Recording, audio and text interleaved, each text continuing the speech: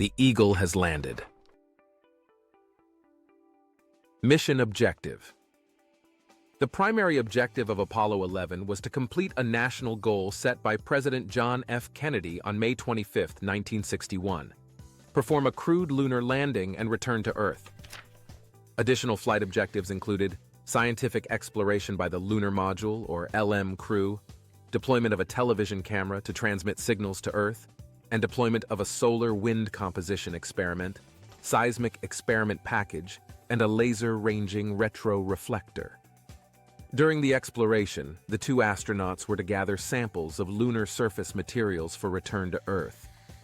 They also were to extensively photograph the lunar terrain, the deployed scientific equipment, the LM spacecraft, and each other, both with still and motion picture cameras. This was to be the last Apollo mission to fly a free return trajectory, which would enable a return to Earth with no engine firing, providing a ready aboard of the mission at any time prior to lunar orbit insertion. Mission highlights. Apollo 11 launched from Cape Kennedy on July 16, 1969, carrying Commander Neil Armstrong, Command Module pilot Michael Collins, and Lunar Module pilot Edwin Buzz Aldrin into an initial Earth orbit of 114 by 116 miles. An estimated 650 million people watched Armstrong's televised image and heard his voice describe the event as he took one small step for a man, one giant leap for mankind on July 20, 1969. 2 hours, 44 minutes, and 1.5 revolutions after launch, the S-4B stage reignited for a second burn of 5 minutes, 48 seconds, placing Apollo 11 into a translunar orbit. The Command and Service Module, or CSM, Columbia, separated from the stage, which included the Spacecraft Lunar Module Adapter, or SLA, containing the Lunar Module, or LM Eagle. After transposition and jettisoning of the SLA panels on the S-4B stage, the CSM docked with the LM. The S-4B stage separated and injected into heliocentric orbit 4 hours, 40 minutes into the flight. The first color TV transmission to Earth from Apollo 11 occurred during the translunar coast of the CSM-LM. Later, on July 17th, a 3-second burn of the SPS was made to perform the second of 4 scheduled mid-course corrections programmed for the flight. The launch had been so successful that the other 3 were not needed. On July 18th, Armstrong and Aldrin put on their spacesuits and climbed through the docking tunnel from Columbia to Eagle to check out the LM and to make the second TV transmission. On July 19th, after Apollo 11 had flown behind the Moon out of contact with Earth, came the first lunar orbit insertion maneuver. At about 75 hours, 50 minutes into the flight, a retrograde firing of the SPS for 357.5 seconds placed the spacecraft into an initial elliptical lunar orbit of 69 by 190 miles. Later, a second burn of the SPS for 17 seconds placed the docked vehicles into a lunar orbit of 62 by 70.5 miles, which was calculated to change the orbit of the CSM piloted by Collins. The change happened because of lunar gravity perturbations to the nominal 69 miles required for subsequent LM rendezvous and docking after completion of the lunar landing. Before this second SPS firing, another TV transmission was made, this time from the surface of the Moon.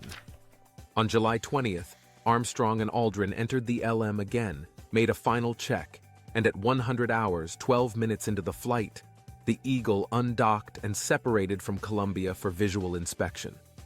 At 101 hours, 36 minutes, when the LM was behind the Moon on its 13th orbit, the LM descent engine fired for 30 seconds to provide retrograde thrust and commence descent orbit insertion, changing to an orbit of 9 by 67 miles on a trajectory that was virtually identical to that flown by Apollo 10.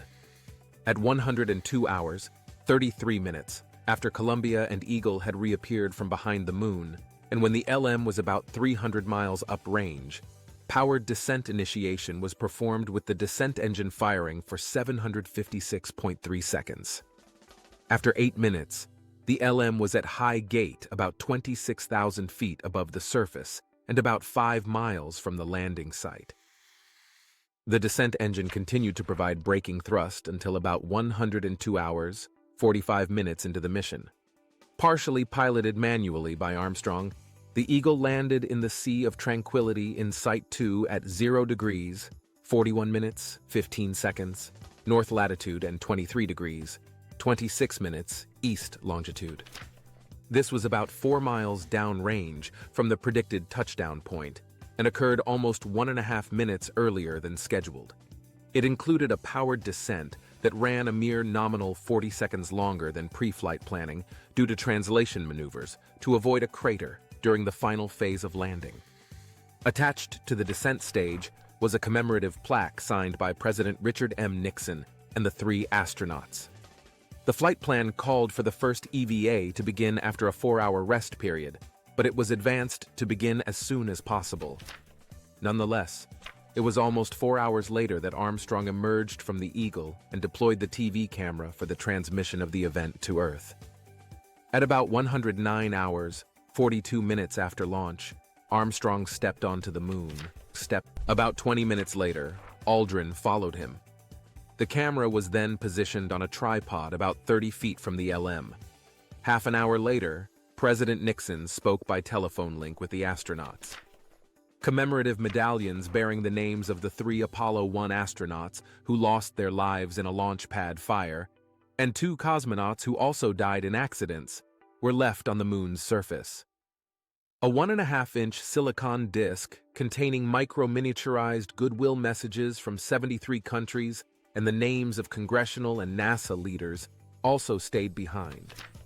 During the EVA, in which they both ranged up to 300 feet from the Eagle, Aldrin deployed the early Apollo Scientific Experiments Package, or ESEP experiments, and Armstrong and Aldrin gathered and verbally reported on the lunar surface samples. After Aldrin had spent 1 hour, 33 minutes on the surface, he re-entered the LM, followed 41 minutes later by Armstrong. The entire EVA phase lasted more than 2.5 hours, ending at 111 hours, 39 minutes into the mission.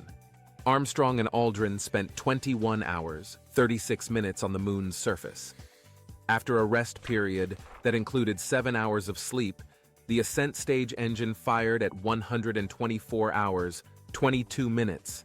It was shut down 435 seconds later when the Eagle reached an initial orbit of 11 by 55 miles above the moon, and when Columbia was on its 25th revolution.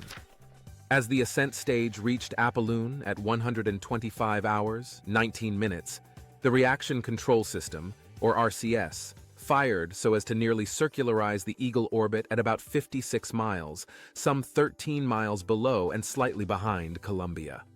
Subsequent firings of the LMRCS changed the orbit to 57 by 72 miles.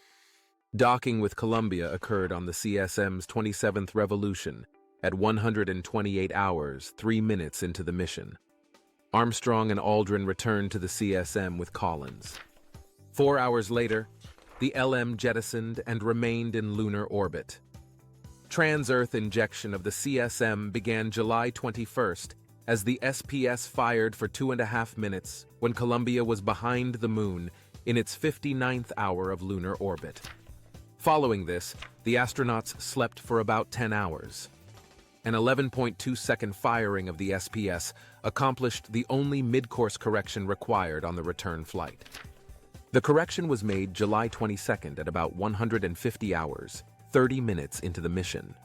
2 more television transmissions were made during the trans-Earth coast. Re-entry procedures were initiated July 24th, 44 hours after leaving lunar orbit. The SM separated from the CM, which was reoriented to a heat shield forward position. Parachute deployment occurred at 195 hours, 13 minutes. After a flight of 195 hours, 18 minutes, 35 seconds, about 36 minutes longer than planned, Apollo 11 splashed down in the Pacific Ocean, 13 miles from the recovery ship USS Hornet. Because of bad weather in the target area, the landing point was changed by about 250 miles. Apollo 11 landed 13 degrees, 19 minutes north latitude, and 169 degrees, 9 minutes west longitude, July 24, 1969. Crew Neil Armstrong, Commander Edwin E. Buzz Aldrin Jr., Lunar Module Pilot Michael Collins, Command Module Pilot. Backup Crew James A. Lovell, Commander Fred W. Hayes Jr., Lunar Module Pilot William A. Anders, Command Module Pilot. Payload Columbia, CSM-107, Eagle, LM-5. Pre-launch milestones November 21st, 68. LM-5 Integrated Systems Test, December 6th, 68. CSM-107 Integrated Systems Test, December 13th, 68. LM-5 Acceptance Test, January 8th, 69. LM-5 Ascent Stage delivered to Kennedy, January 12th, 69. LM-5 Descent Stage delivered to Kennedy, January 18th, 69. SIVB on dock at Kennedy, January 23rd, 69. CSM on dock at Kennedy, January 29th, 69. Command and Service Module mated February 6th, 69. S2 on dock at Kennedy, February 20th, 69. SIC on dock at Kennedy, February 17th, 69. Combined CSM-107 Systems Tests, February 27th, 69. SIU on dock at Kennedy, March 24th, 69. CSM-107 Altitude Testing, April 14th, 69. Rollover of CSM from the Operations and Checkout Building to the Vehicle Assembly Building, April 22nd, 69. Integrated Systems Test, May 5th, 69. CSM Electrical Mate to Saturn V, May 20th, 69. Rollout to Launch Pad 39, June 1st, 69. Flight Readiness Test. June 26th, 69. Countdown Demonstration. Test launch July 16th, 1969, 9:32 a.m. EDT Launchpad 39.